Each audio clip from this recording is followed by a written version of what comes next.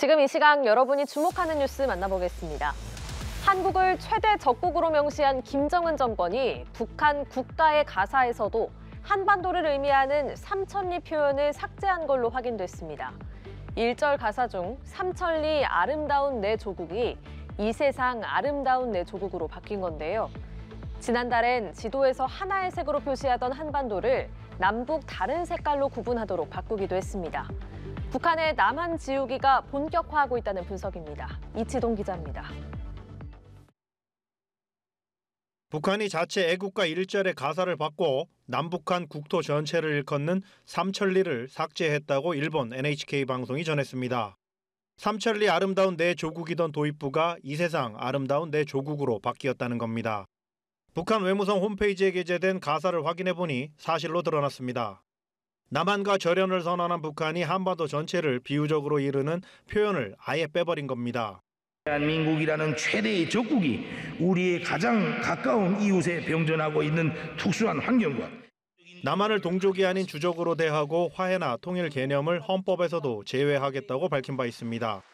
이후 남북경제협력 등 교류를 담당하는 기구를 모두 폐지하는 등 남한 지우기가 일사천리로 진행되고 있습니다. 하지만 수십 년이 된 애국가 가사까지 바꾸면서도 공식적인 설명조차 없다고 일본 NHK가 꼬집었습니다. 여전히 예전 가사를 올려놓은 북한의 일부 선전 매체도 곧 변경 사항을 반영할 것으로 보입니다. 지난달 북한 관영 조선중앙TV가 남북한 색깔을 다르게 처리해 내보낸 지도 화면이 포착되기도 했습니다. 앞서 같은 한반도 지도에서 양측 모두 빨간색으로 표시했는데 갑자기 남측은 파란색으로 바꾼 겁니다. 떠들썩하게 한국과 관계 정리를 선언한 김정은 정권이 북한의 정체성을 상징하는 지도와 국가는 슬그머니 바꾸고 있습니다. 연합뉴스 이치동입니다.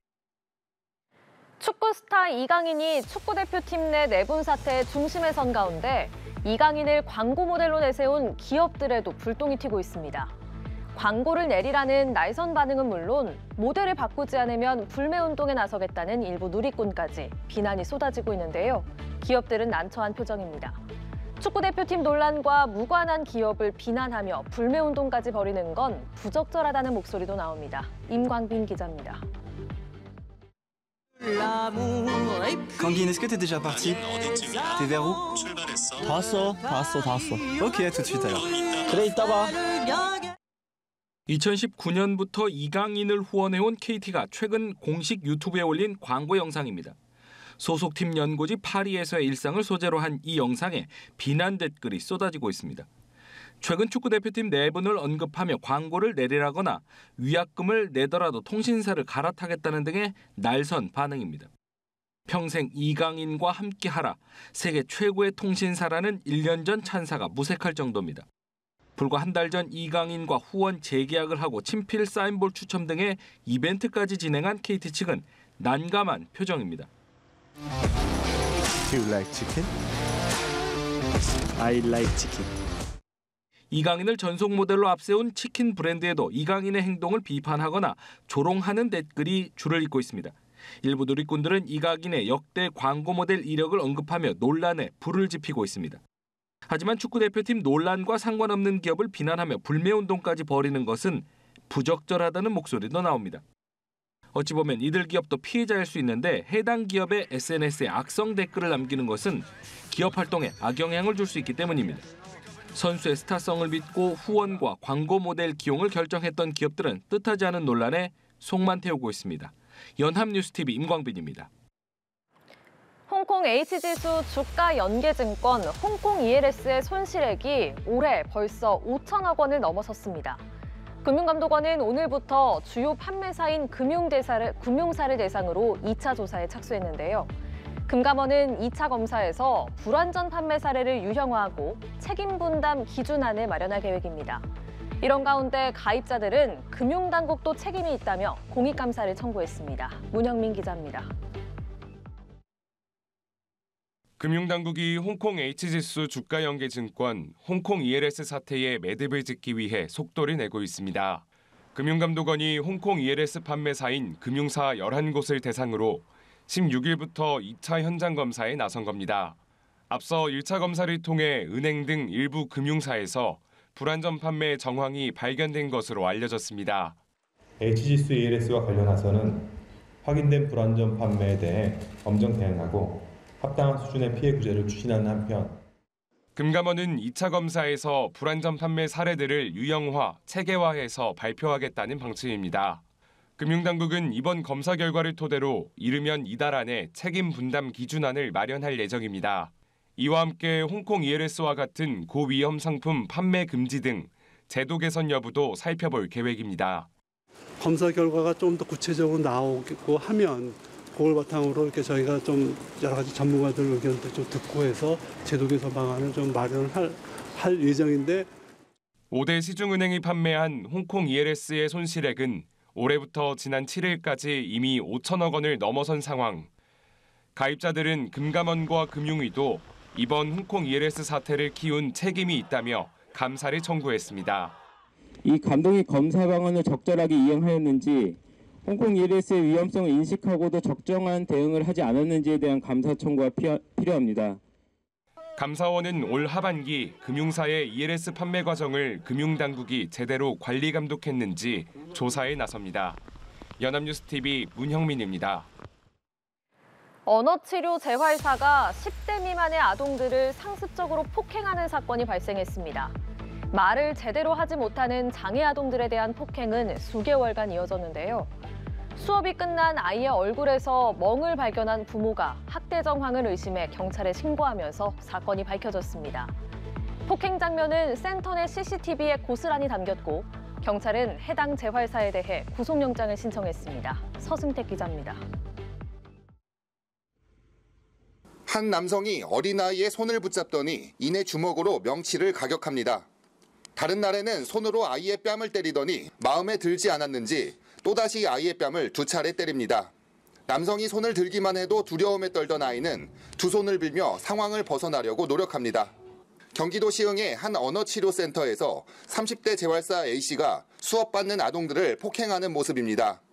경찰은 아동학대 범죄의 처벌 등에 관한 특례법 위반 혐의로 A씨에 대해 사전 구속영장을 신청했습니다. A씨는 지난해 6월부터 10월까지 이 센터에서 수업받던 아동 14명을 수차례 폭행한 혐의를 받습니다. 수업이 끝난 후 아이의 얼굴에 멍이 들어있는 것을 본 한 부모가 학대 정황을 의심해 경찰에 신고했습니다. 아이가 이제 수업을 들어가기 싫다고 거부를 계속 해가지고 원래 이런 적이 없었거든요. 어느 날 아이 나왔는데 얼굴 쪽에 멍이 들어있고 목덜미에 이제 손톱 자국이 나 있는 거예요. 경찰은 센터 내 CCTV 영상을 통해 A씨의 폭행 사실을 확인했습니다. 또 책상에 다리를 올린 채 스마트폰 게임을 하는 등 수업을 제대로 진행하지 않은 장면도 수시로 포착됐습니다. 10대 미만의 피해 아동들은 의사표현이 서툴러 A씨의 폭행에 노출되고도 피해 사실을 알리지 못했습니다. 센터에서 해고된 A씨는 피해 학부모들에게 전세 사기를 당해 기분이 좋지 않아 손찌검했다고 답한 것으로 알려졌습니다. 경찰은 관리 소홀에 대한 책임을 묻는 양벌 규정에 따라 해당 언어센터 원장도 이 건에 조사 중입니다. 연합뉴스TV 서승택입니다. 이스라엘군이 가자 지구에 남은 유일한 병원에 진입해 군사작전을 벌였습니다. 이스라엘은 납치된 인질을 구출하기 위해서였다고 주장했지만 인질은 찾지 못한 걸로 알려졌습니다. 이 과정에서 이스라엘군은 무덤까지 파헤치고 10대 소년을 비롯해 8명은 대피하다 총격을 받은 것으로 알려졌습니다. 피난민 100만 명이 몰린 최남단 라파에서 참사 가능성이 고조되고 있습니다. 한미희 기자입니다. 병원 복도에 먼지가 자욱합니다. 천장은 무너져 내렸고 혼란 속에 환자들을 피신시킵니다. 가자지구의 하나 남은 대형 병원에 이스라엘군이 진입해 작전을 펼치면서 여러 명이 죽거나 다쳤다고 국경 없는 의사회는 밝혔습니다. 이스라엘군은 하마스에 끌려갔던 인질들이 이 병원에 억류돼 있다는 첩보에 따른 것이라고 주장했습니다. 이스라엘군은 병원 안에 있는 무덤까지 파헤쳤지만 이날 저녁까지 인질은 찾지 못했다고 미국 월스트리트 저널은 전했습니다. 가자지구에서 유일하게 운영되고 있는 이 병원에는 환자와 피난민 등 8천여 명이 머물고 있었습니다.